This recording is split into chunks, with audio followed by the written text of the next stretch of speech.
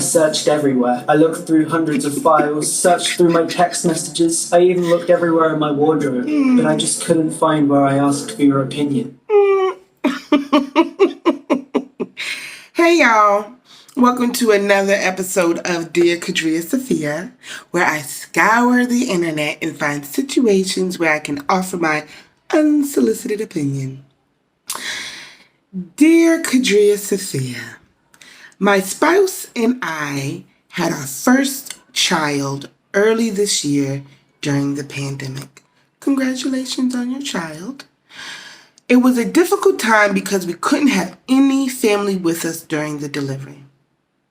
Yeah, that was some bullshit. We live in the same town as my in-laws, and this is their first grandchild. Qadriyyah Safiyyah. Their behavior toward this child has become possessive and intrusive. My spouse and I have tried to set boundaries, to no avail. Well, you either set boundaries or you don't. You have to keep, if you set a boundary and they don't have to respect your boundary. You respect your own boundary. So to no avail, that's on you. That's on you. We tried explaining that we are new parents in this very difficult time. What does that mean? In this very difficult time? Being a new parent is stressful during any time. It doesn't have to be a pandemic. I guess they're saying it's compounded, but as new parents, they really don't have a way to juxtapose that. So we tried explaining that we are new parents in a very difficult time in this world right now, and there's more stress than there would normally be. That is an outrageous statement. They listen and acknowledge to what we say, but their behavior doesn't change. This is causing us more anxiety in an already anxious time. We would never want to restrict access to their grandchild, but every day is too much. Other than moving,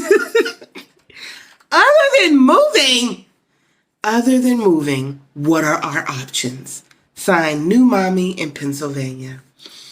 Well, first of all,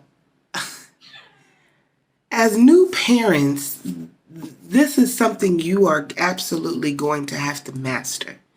Is setting boundaries when it comes to your children, or your child, if you don't have any more children, to your child. You have to master it. And what greater way to master boundary setting than with your husband's parents? Your husband, I don't know what his situation is, but this should primarily be this is a job for him, okay? These are his parents, and he's known them the longest. And they love him, I'm sure. So it's really imperative that your husband set this boundary, and you back him up. So we would never want to restrict access to their grandchild, but you must. You must. You must. You decide how often you want them around.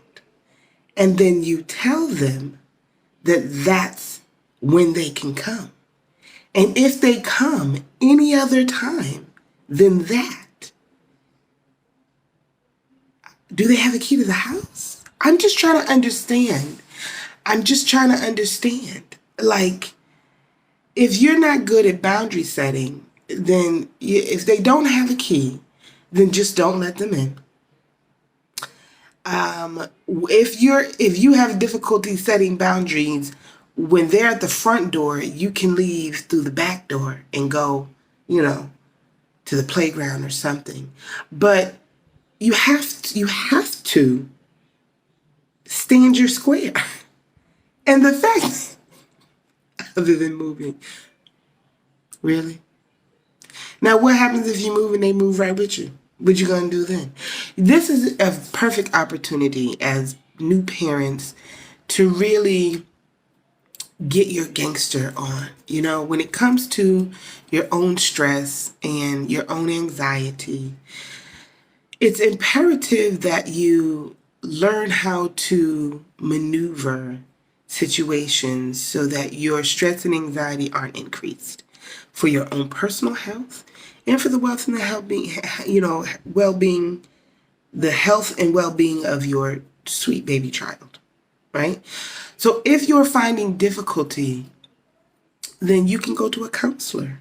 Because it sounds like the two of you need some counseling, not because you have issues, in your marriage or issues with your children or issues with your in-laws, just because you need to learn how to set boundaries. And counselors, they have ways and methods that because they will get to know you and they will learn you and they will give you tools and techniques on how to set boundaries and how to maintain those boundaries. It's not up to the other people to respect your boundaries because obviously they're not. So it is imperative that you learn how to set your boundary and stand by your boundary and don't move away from that. So I don't know how often you want them to come by, every 2 weeks, once a month, but and don't think of it in terms of, well, they come by every day. So if you personally feel like you would like them to come by every once a week or every 2 weeks or every 3 weeks or once a month, really ask yourself how often you want them to come by and for how long you want them to come by, right? Like not just this all day open invitation. They coming by and they at the house and, from morning till noon to night, they just there. No. You give them, you can come by at this time for this time frame to visit with your grandbaby until we feel, I don't know what you need to feel in order for that to possessive and intrusive. Yeah, they got to back all the way up. They have to, if you feel like you're, and this is another thing that will benefit you from therapy. And they have teleconferencing available for therapists. So you don't have to leave your home for that. Trust me. You can, get on your phone and chat with a therapist right over the internet. And if you talk to your therapist about the behaviors of these possessive and intrusive grandparents, they may help you to have a perspective that you may not have currently. Because I would have liked to know what this possessive behavior is and what this intrusive behavior is. Because sometimes as new parents, what you think of as possessive and intrusive is really just the excitement and joy of the first grandchild. I know as a mother, I often just get elated at thinking about having my children's children in my life. Just the thought of it thrills me. And I mean, they're nowhere near having children. So I'm only imagining the excitement of having a grandchild. And these people get to have a grandchild. They were fortunate enough for their son to be fertile and for the woman in their life to be fertile and then produce a healthy, wonderful child that they can engage with. So I can understand how they are like literally overjoyed about it. So what they feel is overjoyed, your feeling of is possessive and intrusive. So therapy will help you to determine what's happening in your life and it's an unbiased opinion. Hopefully, don't find a therapist that knows his parents, okay? And they'll offer an unbiased opinion, and that way you can talk to them about this possessive and intrusive behavior, and then they can help you set boundaries for this possessive and intrusive behavior. And the good thing is those boundaries, that boundary setting is going to come in so many ways, because grandparents aren't the only ones who need to have boundaries.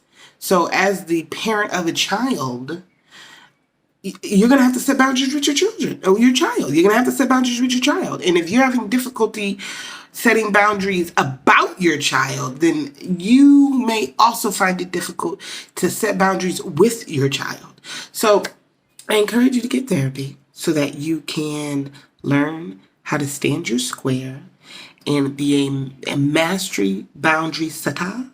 And you can write this in the baby book and look back on these times and be like, oh my God, remember when we were ridiculous and didn't know how to set boundaries, right?